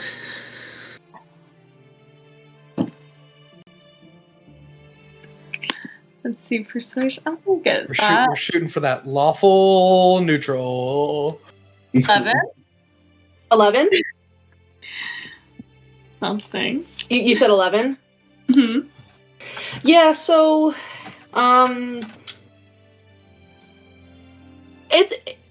this is not a done in one day kind of deal, and it's probably a little bit, it's just like hearing the same things over and over again, and Donald starts to get like, okay, like, maybe I only kill people who are weaker than me and also, like, upset me or, like, violate the terms of their contract with me. And he starts, like, trying to get there, but it's still, like, there's still that sense of killing people that are weaker than him. I'm going to make, when I sense it's really not going anywhere, I'm going to be like, this is going to take some time, Donald. It's going to take some time, and that's okay. I'm going to just, like, see if I can, like, draw... I can't write, but can I, like, draw some flashcards for him with, like, a happy face or a frowny face, and on the other side of each, like, respectively, I'll draw, like, burglary and home invasion is not okay. Killing children's not okay. A child, even though I probably shouldn't advise him to give children candy. It's probably not good either. But, doing good things for children is good, like candy and hugs and stuff like that, or, things like that. Yeah, so you do that, and he'll be like, he'll listen to what you're saying, and then he'll pick up the smiley face, and he'll say, slaughtering the children of my enemies, and holds up the smiley face for you. Are we like, no, and I'm gonna take the card on the other side. I'm gonna write I'm gonna be like, I'll draw a piece of candy and a child, like giving a child a piece of candy, and the happy face is on the other side. I'm gonna be like, this is what you're gonna do, Donald. You're gonna take all these stacks of cards, and you're gonna pick one up, and you're gonna look at the picture, and you're gonna say, is this good? Bad? And then you're gonna flip it. And you're going to be like, oh, it was actually good, or it was actually bad. And you're going to figure it out. You're going to practice these flashcards, okay? Practicing the flashcards to be more like a fae. Yes. This is more fae. Do, like, some tricksy cards for him. Like pranks and, like, little, like, fun things on there. I'm going to, like, put those on there, too. A fun prank would be to cut off my enemies' hands and feet so that they couldn't do the things they enjoyed. We want a little lighter. I'm gonna I'll make it That's pretty Oh, that's pretty good. He's closer. I'm like, how about instead you make it so your hands turn into hot dogs when they do what they like. What is a hot dog? Is it when you when the hounds of hell burst forth from a gateway and overtake everything? Not quite. It's more like fill the land with ash and fire? No, more like a greasy food you can eat. I would like to try this hot dog. If it is a fae food, it will help me understand better. I like carnival food, which is more for like where I'm from, which was a fake carnival. So like maybe Sue knows how to make it. Sure. I don't know what a carnival is. Oh, well, that's a fun thing. I'm gonna tell him about the Witchlight carnival, and I will. After I do that with him, being mindful that I know I said I wanted to chat with Clover too. I'm gonna like give him the flashcards and be like, talk more next time, Donald. But practice these while I'm gone, okay? Essential. Yeah, and he, like, when you tell him about the Witchlight Carnival, like, he actually, like, goes pretty silent and, like, listens, and, like, his eyes get pretty big. And, like, you can plainly see that there's confusion on his face, but also, like, a deep sense of interest. Okay. You see, I work for them. So, if you want to ever get a ticket, or if you ever want to come see the show, or even, like, carnival, I'm the person to talk to. You tell him about the crowning of the Witchlight Monarch at the end? Yeah, so I think he will say, I wish to prove my superiority over the other patrons of this carnival by claiming the title of Witchlight Monarch. Okay. I have seen that your friend wears the crown. I should very much like to steal it from his brow and place it upon my own. The only way to properly win that crown is if you bring enough joy to the denizens of... But if I kill your friend and harness the power of the monarch, then it will become mine. Nope, that's not how the magic works in Fae. The Fae, that's not how... it'll be useless to you. It'll just be a metal hunk of ore. Won't have any power. So if you really want to prove your worth, you gotta go through the trial. I will think on this. Thank you, Pirate 4, for the GM inspo. Think on it. I'm gonna let him be to think on it. And when I go up before I visit Clover, I just wanted to maybe, like, while I go up to her, see if I can grab her, like, pastry if Sue has any in the kitchen or anything. Always. What pastry do you want? They're there. I'll grab, like, 2 snickerdoodle cookies and bring them up to Clover's door. And, like, yeah, so, Clover, are you still awake at this time? I'm probably napping. Yeah, so, she doesn't answer right away. Oh no. Like, oh no, not again. I'm panicking. I, like, knock a little louder. Is Clover a light sleeper, or is she, like, a heavy sleeper? Probably a light sleeper, honestly. You would probably start coming out of the nap a little bit, which is always very disorienting. It's more disorienting than waking up for the morning, is coming out of a nap. But you would hear a knocking at your door. Dove! Oh, thank God. I, like, open the door. I'm like, you're not dead. Yeah, you enter the room. It smells like for vanilla and roses in here, and it's very, like, warm and cozy. Brought you a cookie. I'm gonna, like, hold her out the cookie. Thanks. I've got to eat. Thank you. As I'm eating right now.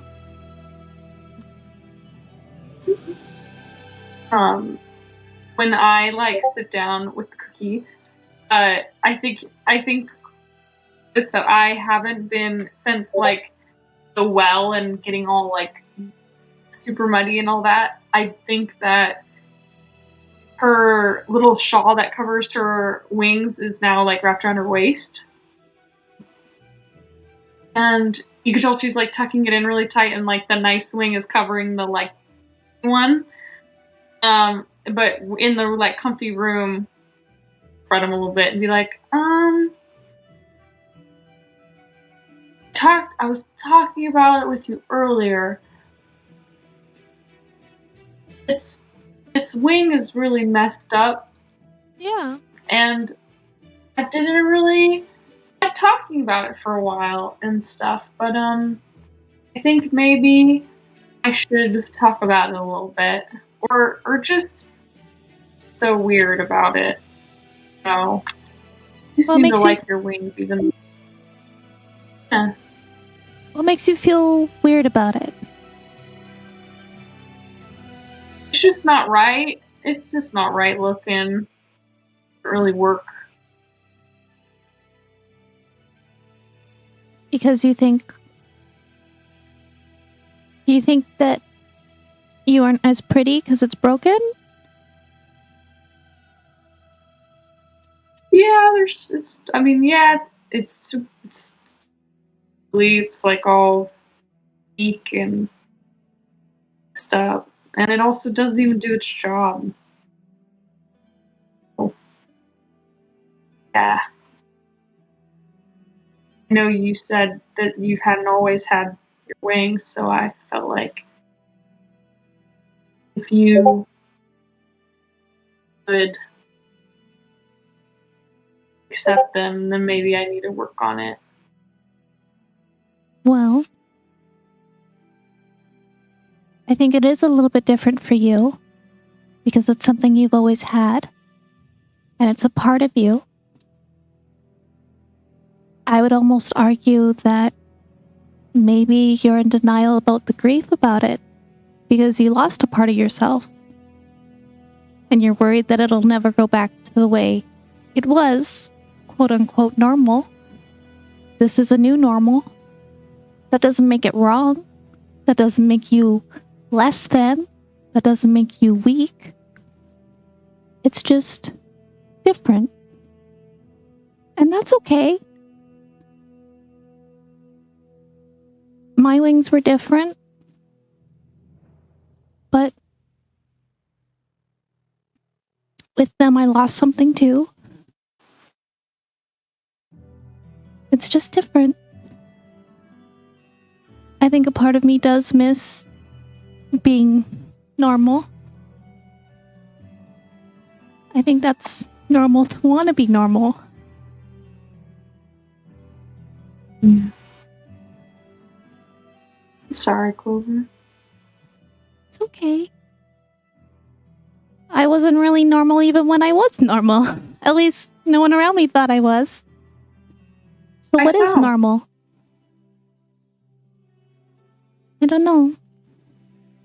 I don't think your broken wing is going to stop you from doing anything you want. It might be a little bit harder. And you might need to rely on other people more. But is that such a bad thing? Yeah, sometimes I want to be able to save people, you know? Yeah. Well, maybe the healer, maybe Sam could heal your wing too. Yeah. I mean, there's always that hope. It doesn't have to be a forever thing. And even if it is a forever thing, I'm still gonna like you just the same. Thanks, Clover. I don't think you're normal either. You're extraordinary. I'm fine with that. I would like to be ordinary. You're extraordinary. That too, maybe. Maybe one day. You're doing it right now. Oh. But yeah, it's okay. It's okay if you don't want to talk about it either. I didn't want to talk when my mom died. I didn't want to talk when things change. It's scary. You gave away earlier, or at least loaned it. You okay? What's that? You loaned her photo. Jingle Jangle, are you okay? I didn't give it to Jingle Jangle. I gave it to the As the watcher. The moose snake. Moose snake. Snooze. That's right. You gave it to the watcher. Are you doing okay? It feels kind of selfish to say that I kind of wish I didn't. But at the same time, the Watcher's a lot like me. Just wants its mama. I get that feeling. And he doesn't even have a picture of his mom. And I have all of you, and he's stuck there by himself. He doesn't have anyone to talk to. And when I was alone, I talked to that picture a lot, and it helped me a lot. So hopefully, he might not be the same, but hopefully he won't feel as lonely until we get back. Really nice. Yeah. I do wish I didn't give it, though. I miss looking at her already. Makes sense. It's okay. Well, if you want to get it back, I'm always happy to help you get it back. We'll get it back. We'll help these people first. Sounds good. Oh, I totally forgot. Rosalie, did you tell her? Oh yeah, that didn't go good. That didn't go good. Oh Yeah. no. Oh no. Yeah, I told her, and I tried to tell her with Dawn, but then Dawn got up when she started crying and walked away. I should have also stayed. I'm sorry, I totally forgot. It's okay. It's totally fine. It's probably better, she could there wasn't any, she didn't feel like maybe, she could just walk away if she wanted. I think she just went to her room and She probably just needs time. Yeah. Everyone deals with it very differently. And if she needs to go away, that's okay. We'll be here if she needs us. Excuse me for asking if you don't want to talk about it. Have you ever said what happened to your mom? No, I haven't. I don't think so. I don't think I have. What happened?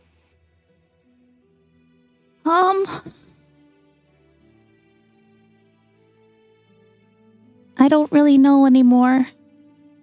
At first I thought it was my fault.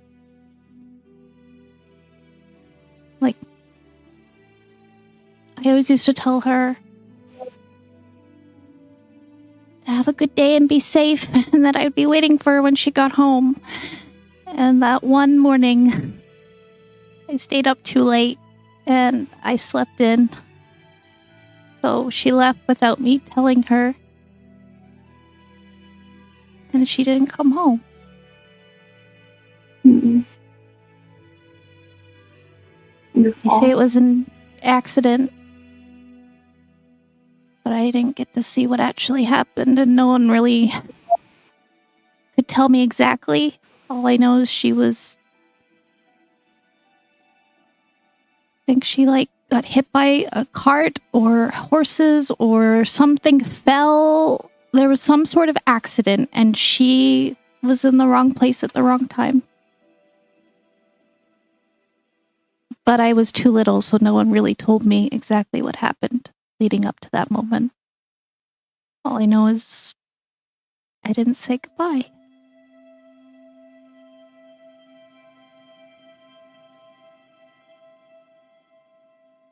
So I don't know. She was there one day and then she was just not. And it was really quiet.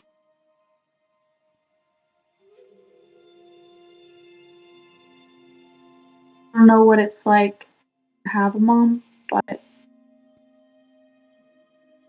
if mom raised you, I'm sure she was an amazing person. She's the most amazing person in all the realms. Super strong. Super strong. But I'm happy you had her. Yeah. Sometimes I'm jealous of you, though. Me? I'm jealous of you. Why are you jealous? I know that's so silly. I know, but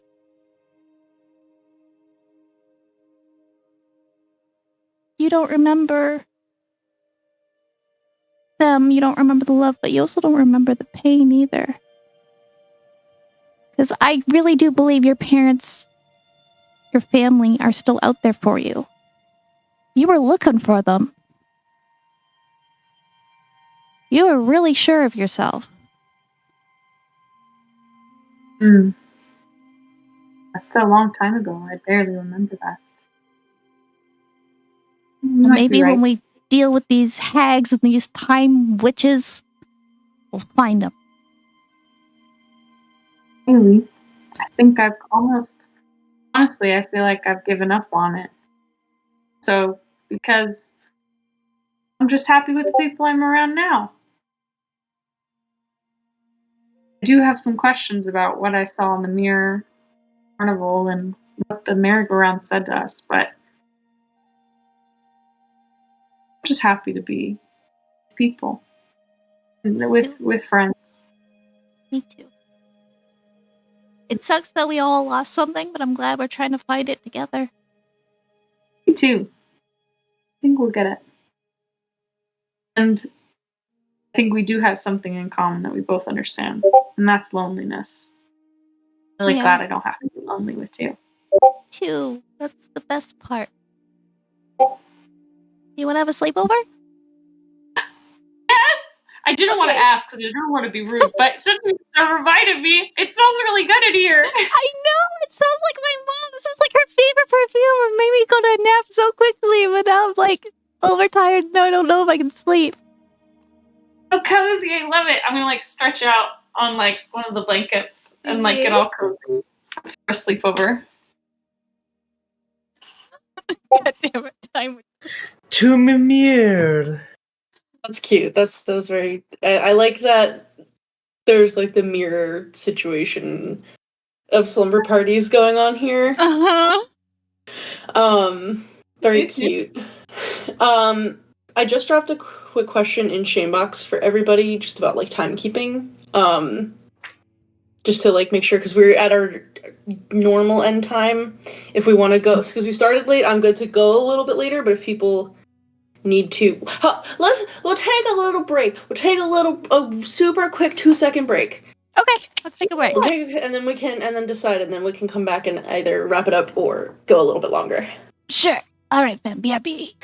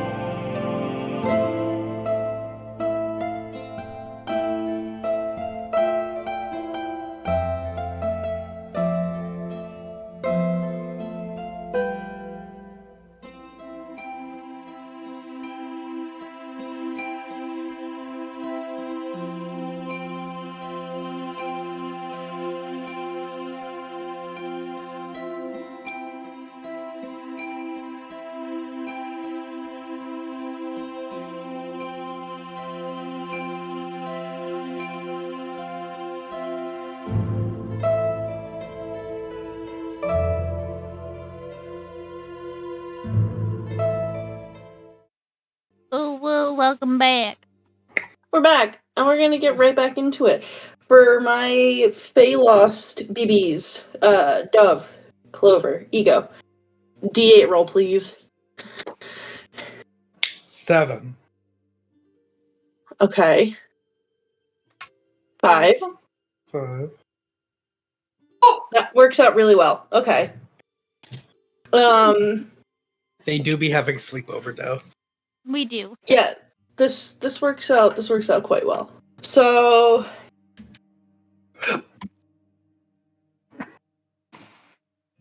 Clover and Dove, as you find comfort in sleep, your mind drifts off to the realm of dreams. Both of you awake at the same time, and before even taking in your scenery, as you look around, you see each other. Oh shit. And you find yourself in it's like a little forest glade with like a willow tree that is very large and majestic and kind of like lords over this space. It is evening, so there's that gloam amongst the trunks of the trees, which, you know, Dove doesn't know the word for the trunks of the things. But there's that darkness and the little occasional flicker of a firefly as you're there. And you're both like laying in this very plush grass, and you kind of look at each other and you're like, oh. And you instantly hear giggling. Like very little high-pitched giggles.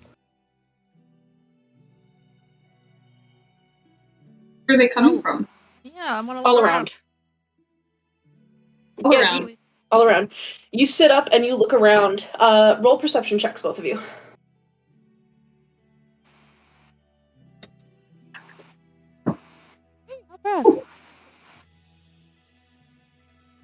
Oh, I have a +0. 14. 22.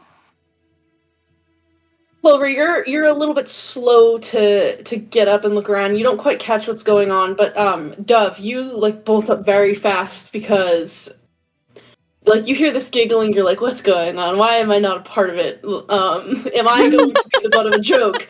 And Why am I not part of it? catch like the tail, like a little like trail of sparkles as you see a very tiny figure flies behind a cluster of like the willow tendrils that are hanging down. See you. How? Not quick enough. I saw some sparkles. Ah, you're really good at hide and seek. And you see emerging from behind the willow branches is a little pixie. She has blue skin and bright blue hair, and her wings are like little snowflakes. Oh. And she will flutter out and sit with you. And kind of like look up at both of you. You haven't found the others though. There's a lot of us. If you find all of us, we can have a tea party. Ooh. Right over there, and she points, and you didn't notice before, kind of just appearing out of nowhere, is a teeny tiny table covered with teeny tiny tea sets that like Oh my are God. basically like doll sized for the two of you. How many do we have to find?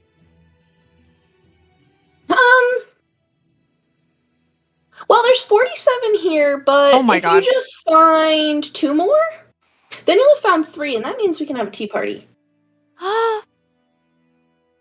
Okay. I have 3. Let's go. I would like run. Yeah, I get up. I want to find these. I want to have a fairy tea party. Let's do it. So as you get up, this little pixie will look at you and say, This isn't really fair, though. I mean, that was like really good that you saw me, but it's not going to be really fair for anybody else. So just hold on. Okay. And she just like waves her hand at you in this like giant gesture, and these sparkles fly over you, and everything around you gets bigger, including this pixie, and you are like suddenly looking eye to eye with her. Am I little? Yeah, you are now tiny.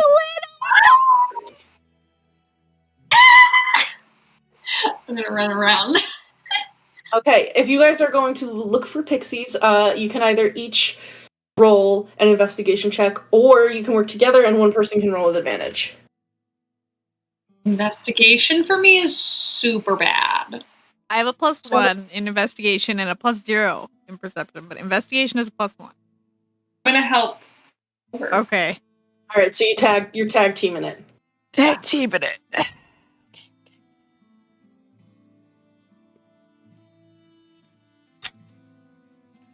Oh, hey, not bad. So one was an 8 and one was a 17 plus investigation 1. 18. Nice, yeah. The two of you develop like a pretty good strategy of like maybe like one person is like the sneaker and the one person like flushes people out of hiding. And after a bit of time, you realize that there's like a leaf on a bush nearby that's like moving in a way that doesn't quite match how the wind is blowing. And you do like the pincer move of both coming up, and you're able to flush out another tiny individual. This is actually a sprite, and you can see that he has these very like majestic, translucent dragonfly wings with this like rainbow kind of like sheen to them. And he pops out. He's wearing like bright orange clothes, and he like looks at both of you and says, "Well, that wasn't really fair. You tricked me. It was really good, though." Teamwork. Are you going to the tea party later? Yeah, we have to find one more, right? How many have you found? 2. Yeah, I guess if you found one more, then it would be okay, and we could have our tea party. Okay, well, I'll try to find more. I'm gonna go get ready. And he'll, like, run over to where the tea set is. So, we're gonna pause there. Ego. Having been faced with memories of returning home to your hut for the first time in who knows how long, and realizing that when it's empty, it is so much bigger than you realized, and feeling so small in it. It's comforting to have that company once again, and you are able to find sleep. You awaken, sitting in the branch of a tree, overlooking a little glade. And you can see on the opposite end of where you are is a majestic willow tree with these large branches that are just like dangling over this glade. And you can hear the faint sound of giggling and plants that are kind of like rustling gently and blowing in the wind. Well, if I hear giggling that way, because I think I'm chasing that desire to not be alone, then I'd like to go towards that. If I can. Yeah. It's up to you whether or not Ego remembers previous dreams when in a dream. Or if you would like to make it a roll, we can also do that. We can do a history check at disadvantage. Let's make it a roll. Yeah. Because I feel like, right, that did sound a little familiar. Disadvantage, you say. Mm-hmm. To shreds, you say. A disadvantage, a 15 and a nat 1. I definitely. Yeah, you have no memory of any of your previous dreams, and you realize as you're like sitting and looking at this clearing, you're very tiny, and you kind of like feel something across like your chest and out of your back, and as you look down at your body, you can see that there is a cluster of thorns that have sprouted from the center of your chest, as if your sternum is the root. And they curl across your chest and meet at the back. And if you look behind you, you can see that there are wings sprouting from your back. They're basically like the outline is thorns, and the inside of them is just cobwebs. Oh. Oh.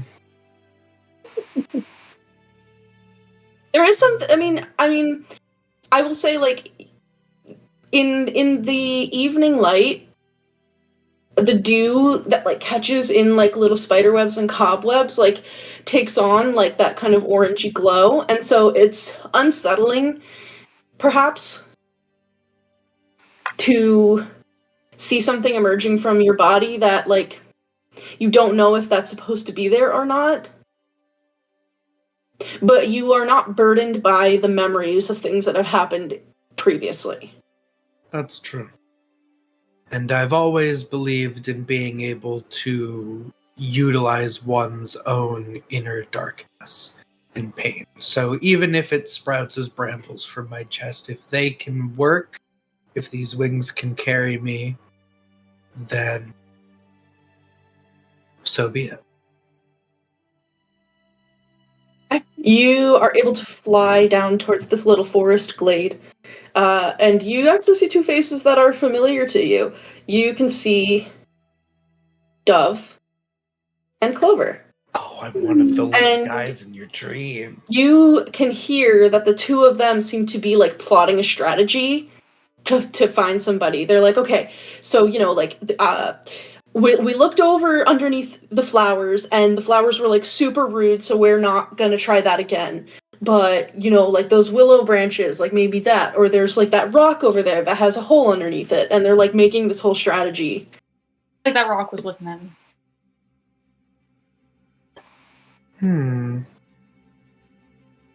But I do recognize them. Those are my friends. Yeah, you recognize them. Yeah, I'm gonna go fly over to them and see what they're talking about.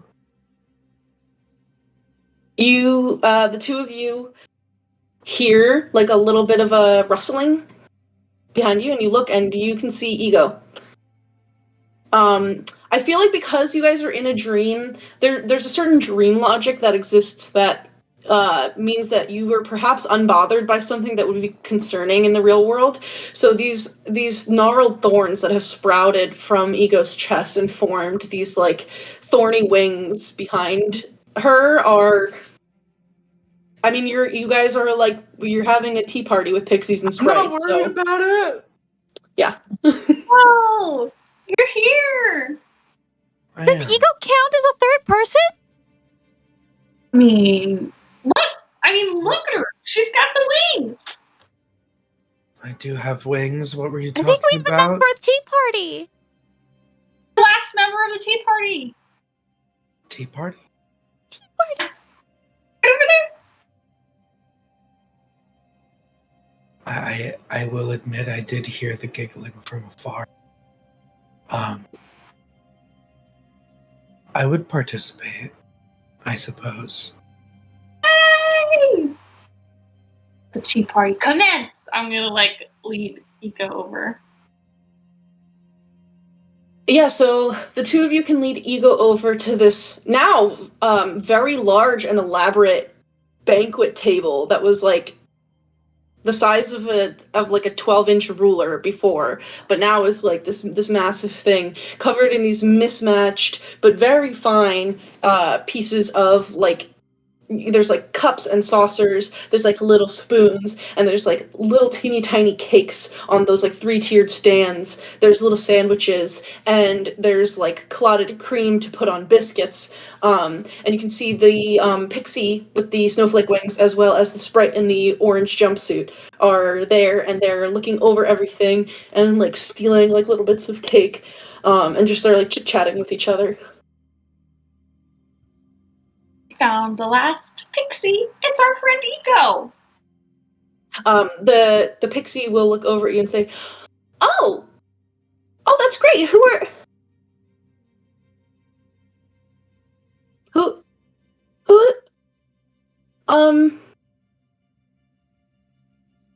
Stormcloud, do you know who this is? And the sprite will walk up to Ego and look them in the face and looks them up and down.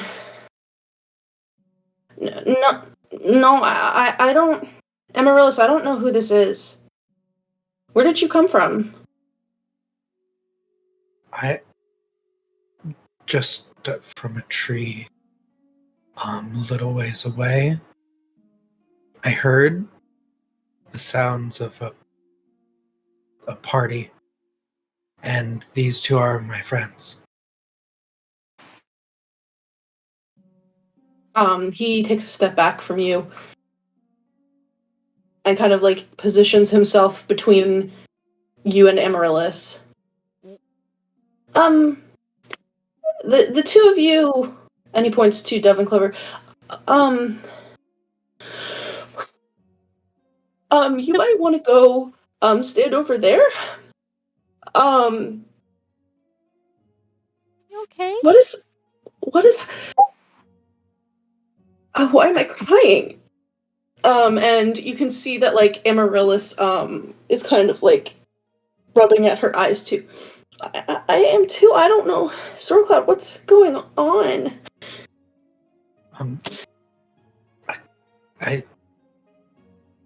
If I don't have to be at the party. No. It's too much of a We problem. want you here. No, you're staying. I don't know what's going on with them, why they're suddenly acting really strange. You guys are a friend, and they're super great, so I don't know why y'all are crying. I don't know. I Need don't a know. hug? Oh, I get a hug! I go hug! Get out of here! Oh What's wrong with you? And Stormcloud pulls out his little sword that's made from a sewing needle and points it at you. Ego, and I'm gonna hiss it. I'm gonna hiss at them. This one needs to go. This is supposed to be a happy tea party. This is supposed to be a celebration. Well, it is a celebration until you start being a drama king. Maybe you need to go. I can't stop. I can't. And he starts getting into that deep crying where it's hard to breathe, and he starts dry heaving and doubles over in pain, drops his sword on the ground. And Amaryllis collapses onto the ground beside him and is just crying into her hands. Other pixies and sprites begin to emerge from the wilderness around you to see what's going on, and as they all approach and get within the pixie equivalent of a 30-foot distance, you see they all, tears well up in their eyes. They begin crying. Some of them cover their faces and immediately fly away with embarrassment, but other ones run to Amaryllis and Stormcloud and begin to comfort them and look up at the rest of you. They see Ego, and tears begin to just fall fat and heavy from their eyes. And there is a cabal of pixies and sprites that are all just crying. I didn't mean to. You didn't do anything wrong, Ego.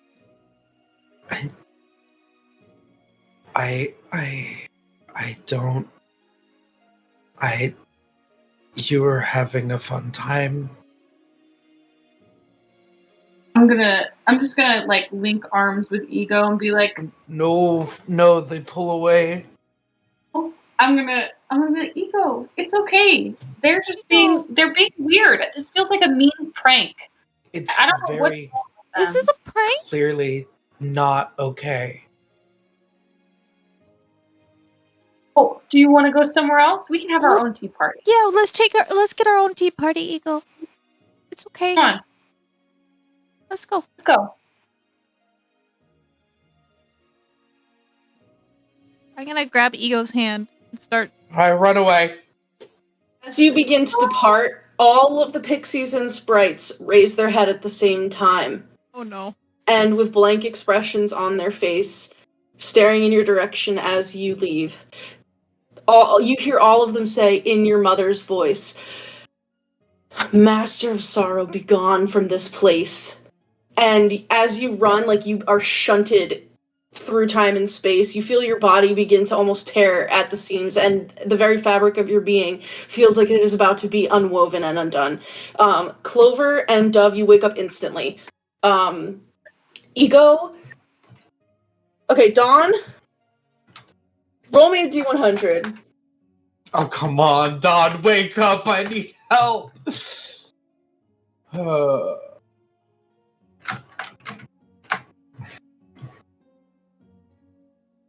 You're muted if you said what you rolled. 79. Okay, yeah. So close. Dawn, you feel like the bed is like being jostled, and you hear like sounds of distress. You are stirred awake by this. It was basically over under 50. If you rolled below a 50, you would not wake up. You rolled above a 50. You see beside you, Ego is writhing in his sleep.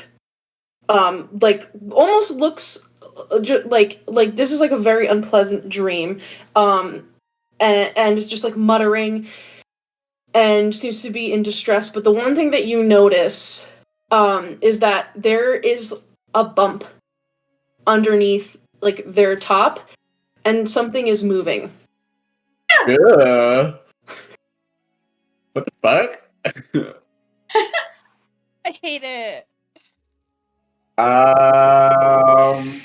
Aliens.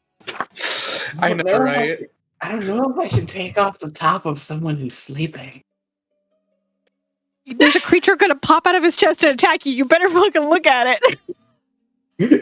Yeah, you're right. He's going to say, sorry about this, but it's for your own good. And he's going to move it aside to look at it. You were able to very like respectfully pull like the shirt down. It doesn't actually take much, because as you lift up the fabric, this thing that's moving under Ego's shirt is able to curl out and break free, and you see the thick, thorny stem of a rose bush that curls out from underneath their shirt and pricks your finger. Ow! You feel the blood welling up there. And that is where we're gonna end it on that.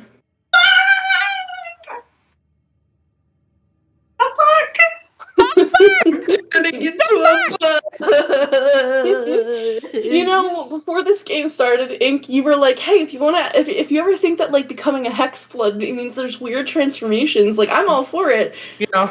And then it's like, I associate Ego with a black rose. Turning into a thorn bush. Maybe. Cool. Oh no. Yeah. So, the Master of Sorrow. Yeah. So that's it. That's it for today. Depression TM. Wow. Capital D depression. Trademark copyright. Yeah. Probably because it's what you keep making everyone cry when you DM in D&D, so you finally are reaping what you sow. I would like to thank all of my players for being here. For anybody who's watching, thank you for being here. It was great having you. We will be back in 2 weeks. We're on every other week schedule here, so tune in. Check out our other games. Check out Cardboard Castle Games and Little Dragon Corp. Follow us on Discord. Subscribe to our YouTube. Thank you to Sirenscape for providing some lovely music, and also thank you to Fredboat as well. Is it Fredboat? No, it's not. It's Suncraft now. It's Suncraft. We also use Suncraft. It's a bot that plays music in Discord servers, and it's cool for streaming tabletop RPGs. So thank you to them and Sirenscape. But yeah, so any other announcements? Spelljammers tomorrow. Oh yeah, it's Spelljammers tomorrow, episode 2. But yeah, the next time you're trying to figure out what's going on after your game of Pixie Hide and Seek turns into a mega cry fest, don't forget to add your proficiency bonus. Hey. See you in 2 weeks. Bye. Love you, bye.